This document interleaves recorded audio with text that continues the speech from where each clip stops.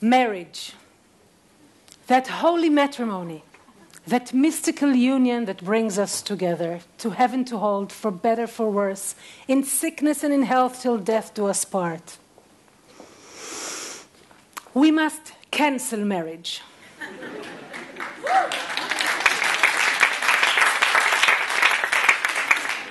Not only religious marriage. Marriage is not an issue of religion. Also civil marriage. I want all secular states to totally eliminate all registration and regulation of marriage. I want to cancel the very concept of marriage. Well, you were clapping, but I think you thought I was laughing, and in your hearts you're saying to yourself, oh my God, who's this crazy person? What does she mean, cancel marriage? Cancel this beautiful covenant of love and romance? Thing is that love is about love, but marriage is not about love. I mean, not in your case, of course. You are all madly in love with those you're married to. But as an institution, and marriage is an institution, political, legal, financial institution, it has nothing to do with love or romance. It started ages ago, back when man started wanting his name and property to remain after him. Simone de Beauvoir links this desire to the longing for immortality. One is transferring his existence into his property and thus continuing to exist after the body's dissolution. Brilliant or what? But the thing is that this can only work if the property remains in the hands of its owner, someone he sees as his own reflection, his biological heir. There's the rub. The woman is the one giving birth to the biological heir, the child. So, in order to get possession of his children, and also to make sure they are his children, the man needed possession over a woman, or to be precise, a womb. So he gets one, and this is called marriage. Yes, the origin of the word wife, by the way, is ultimately derived from the Indo-European root guib, which means shame and vulva. Google it.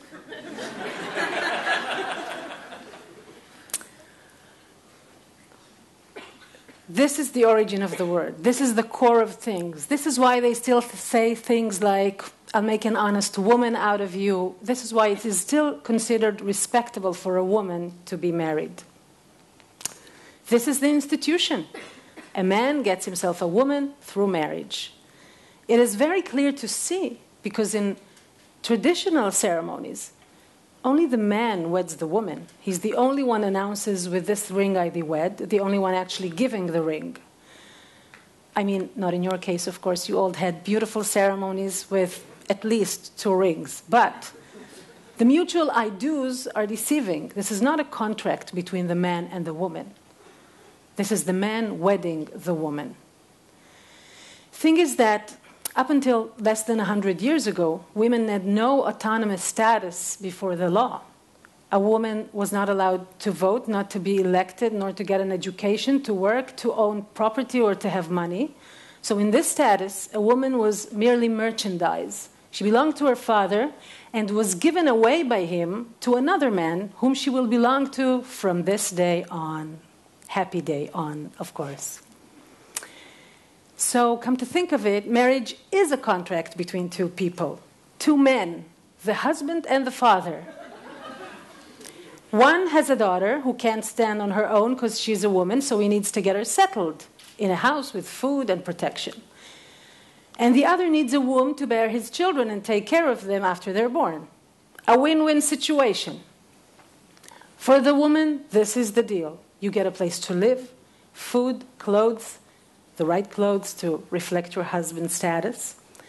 And in return, you are the wife. You bear his children, you cook, you clean, you take care of the house, wash, shop. So actually, marriage was a woman's way to make a living. But this is all ancient history. Why are you bothering us, modern women, and contemporary men that we are with this ancient, non-relevant history. Let me return the question to you. This is an institution from the time when women had no status before the law and couldn't stand on their own. A century later, when women are supporters and legislators, why does this institution still exist? And has it really changed? Still today, when a couple gets married, they are pronounced man and wife. The man remains a man, and the woman is turned into a wife. And a wife is, first and foremost, shame and vulva, but a wife is first and foremost somebody's wife, a woman belonging to a man. She is his, so she is given his family name, and the children are too his. Why else is it that still today children carry on their father's name, not their mother's? Not in your case, of course. You all kept your family name and you have your children and husbands carry too. But just so you know, the word husband is derived from householder and owner in Old English. No comfort there.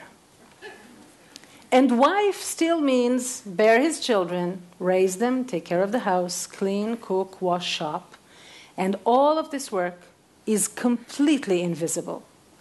All of this work is unpaid, unrecognized for its financial value, unrecognized for Social Security, for pension, for tax deduction.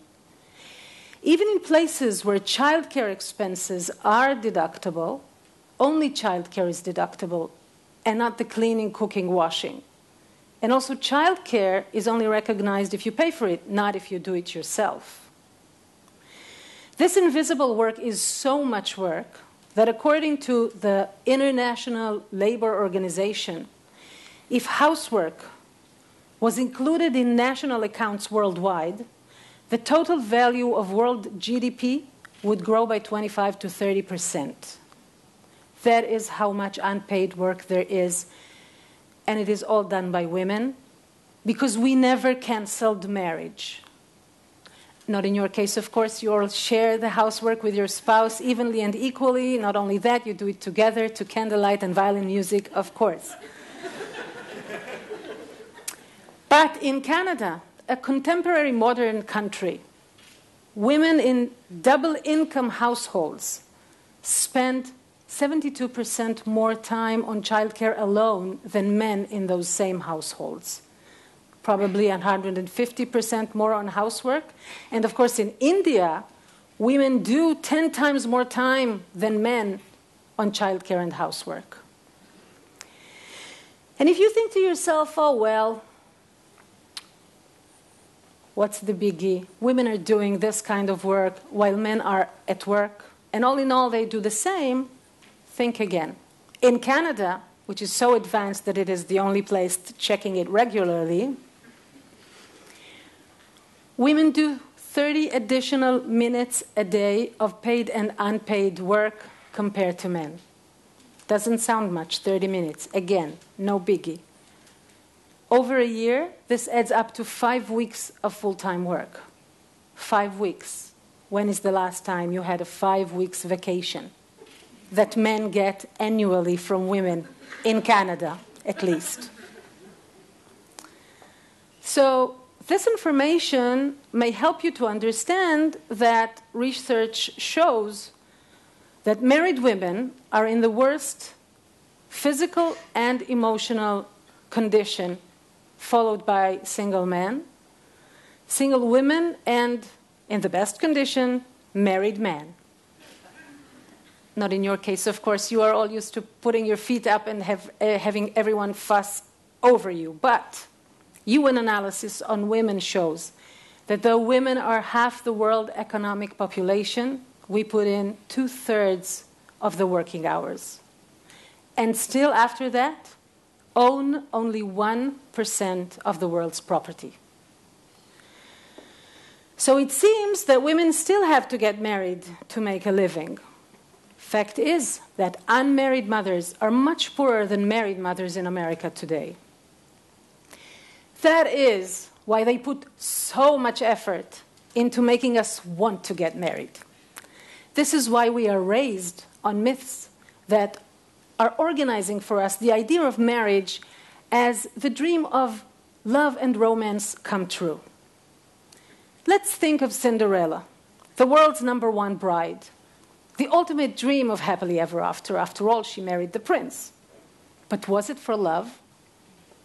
First of all, how did she meet the prince? They didn't just meet and hit it off. No, she came to the ball that the prince held with the official intention of finding a wife. He wasn't looking for love. He wasn't looking for a partner. He was looking for a wife. And did you ever notice that no one ever asked Cinderella if she wanted to marry the prince?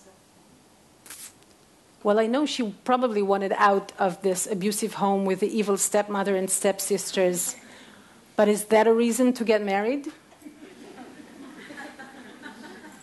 Well, yes, definitely. When you have no status in the eyes of the law, no way to make a living, no way to protect yourself, you cannot afford not to get married. So marriage and the myth of marriage is keeping us under the clear understanding that if we want to move up in life, it is not by work, not by talent, but by marriage, and as best you can with the strongest, richest man possible. Why was Cinderella chosen? She was pretty. Like, hello. Again, the deal. She's pretty, he's handsome or not. She's young, he's probably not. She's delicate, he's not. He's taller, she's looking up to him. Not in your case, of course. You are all willing to corrupt your feet and backs on 10-inch heels because your husbands are dying to look up to you. This is how marriage organizes our gender role. This is how marriage is making us man and wife. But this is not just Cinderella, this old fairy tale long gone. It proliferates in so many ways all the time. Just a year ago, the royal wedding, Kate and William. The patriarch, that's how it's called, the patriarch, the thing itself. The patriarch asked, "Who giveth this woman to be married by this man?" And then her father takes the hand of Cinderella Kate, gives it to the patriarch, who is giving it to William, the prince. You were watching, I hope. It was broadcast for us to watch and learn, to refresh our memory in case we'd forgotten how wonderful marriage is. We must cancel marriage. And what if marriage is about love? How is it good for us to be registered that we love someone? How is it good for us to be registered in order to have sex or to prevent our spouse from having sex with others? Speaking of marriage and sex, how is that working out for you? The patriarch in the royal wedding just a year ago gave a speech about the goals of marriage. Listen carefully. It is an honorable estate meant for A, the increase of mankind, B, that the natural instincts and affections, sex, will be directed aright, and C, for the mutual society, help and comfort. Help and comfort. 3 goals, all of and for the benefit of society. Marriage is good for society. It is good for keeping us organized in little cells with a commander in charge, a go-to guy in every little cell. It is good to keep sex under control. That is why governments are giving money and visas based on marriage. This is why governments give benefits and rights depending on marriage. Governments are practically pushing us to marry. This is so good for society. Marriage is good to perpetuate the idea that we must all have children, even if we don't all want to have children. But society makes us believe that we are less women without them, and that without them we don't have it all. It is good to keep the home the wife's responsibility, and thus to maintain the gender wage gap of 30% more for men on average. So it keeps making economic sense that the wife will stay home. It is good for reinforcing the gender roles into forced heterosexuality, forced monogamy, and forced inequality. Look at what marriage does to even gay people, how it makes them adopt the roles of mommy and daddy with everything that comes with it. And if you thought that this arrangement is the best thing for children, think again. I know we live under the impression that the outside world is hostile and dangerous, and that there is no place safest and sweetest than home. But the truth is, the children are most likely to be abused sexually, mentally, and physically in their homes, inside their core families, formed by marriage, where men are patrons over their wives and children, women and children. Fact is, there is sexual assault in every sixth home in the Western world. I know people are saying at this point, usually, okay, it's a fucked up arrangement, but no one has ever found a better one. Wrong. No one has ever looked for a better one. That is because this is the default option.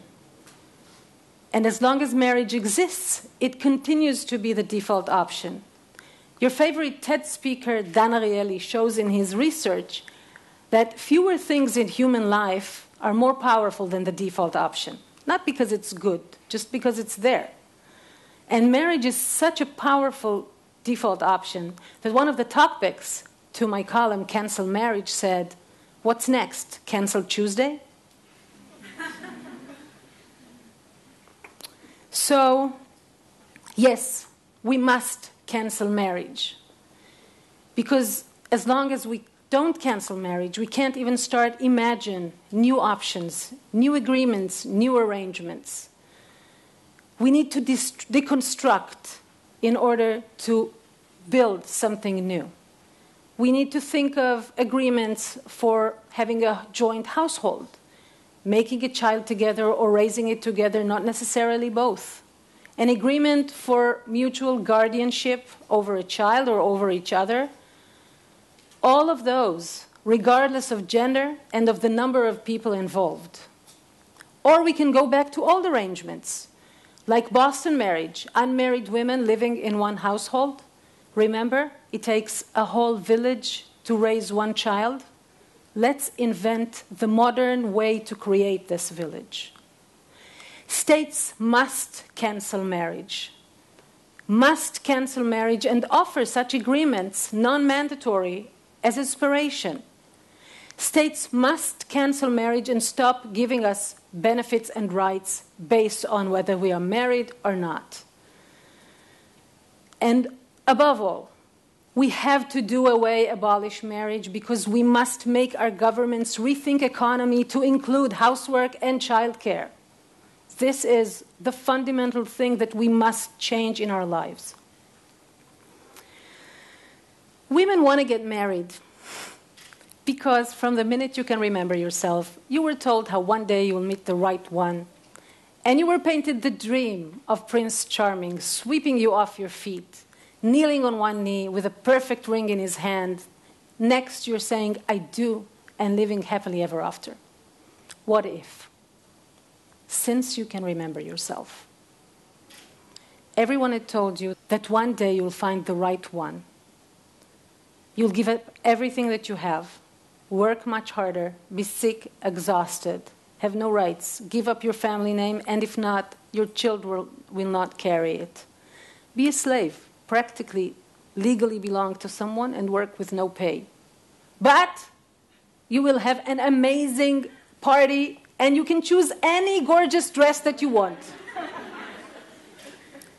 Would you have been still longing for this day, or would you have run and hid? And guys, I know marriage is good for men, but let me quote John Stuart Mill. It is better to be an unhappy human being than a happy pig. So, if we aspire for equality between men and women, we cannot sustain this institution that was created and designed to give men control and possession over women and children. We must cancel marriage. There is no point in trying to change it from within, for this is the nature of it. We must cancel marriage so we can have a new dream, or better yet, many kinds of new dreams. And until then, create your own agreements, have your own arrangements. But needless to say, don't get married. Thank you very much.